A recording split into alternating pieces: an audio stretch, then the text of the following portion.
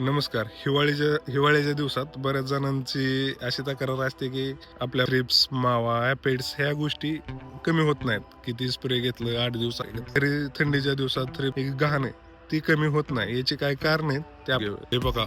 अशा प्रकारे त्याचा अटॅक झालेला आहे. हे प्रमाण सगळीकडे सारखं असते, काय कमी जास्त नसते. याची 5-6 प्रकारची कारण आहेत. हिवाळ्यातच ॲपिड्स, थ्रिप्स काय असतात ते तुम्हाला सांगतो. पहिलं तर कारण म्हणजे हिवाळ्यातील टेम्परेचर हे 28 अंश सेल्सिअस पेक्षा बऱ्यापैकी खाली राहतं. हे जास्त दिवस असं वातावरण असतं. हे वातावरण तुमच्या थ्रिप्सला, ॲपिड्ससाठी पोषक असते, उबदार असतं, थंड असतं. ह्याच्यात त्याची वाढ जास्त होत असते. तर दुसरं कारण असं आहे की थंडीचा ट्रेस झाडांवर राहत असतो. थंडीच्या ट्रेसमुळं झाडाची रोगप्रतिकार शक्ती कमी राहते.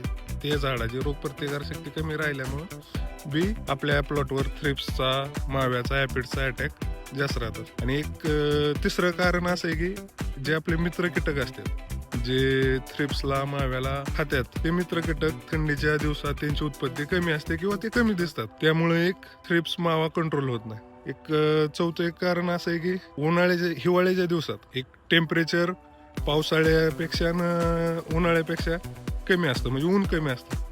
त्याचा परिणाम झाडांवरती असा होतो की झाडाची फोटोसिंथेसिस म्हणजे अन्न तयार करायचं कार्य हे एकदम मंद चालतं.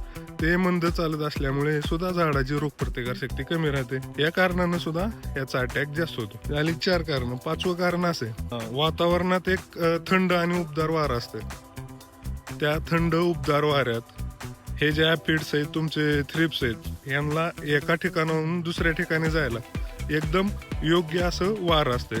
त्या वाऱ्यात एकदम उबदारपणा असतो, त्यामुळे ते सहजासहजी एका प्लॉटमधून दुसऱ्या प्लॉटमध्ये ट्रॅव्हल करत असतात. हे झालं 5वं कारण. 6वं कारण एक असं आहे की आपण काय म्हणतो, एक 8च दिवस झालं फवारणी घेतली, 15च दिवस झालं फवारणी घेतली, तरी पण पुन्हा थ्रिप्सचा, ॲपिड्सचा अटॅक दिसतो. तर मला एक तुम्हाला सांगायचं आहे की या थंडीच्या दिवसात ॲपिड्स असेल, तुमचं थ्रिप्स असेल, हे जे जीवन कार्य आहे म्हणजे लाईफ सायकल आहे, ती खूप जलद होत असते. आता समजा दुसऱ्या सीझनमध्ये जर त्याला 15 दिवस लागत असते, तर थंडीच्या दिवसात यांची लाईफ सायकल 4 ते 8 दिवसातच पूर्ण होत असते. त्यामुळं तुम्हाला 8व्या दिवशी, 7व्या दिवशी लगेच तुमच्या बागेवर असेल, तुमच्या कुठल्याही झाडावर असेल, तर ॲपिड्सचं, थ्रिप्सचं प्रमाण वाढलेलं दिसतं. अशाच माहितीसाठी लाईक करा, शेअर करा, फॉलो करा. धन्यवाद.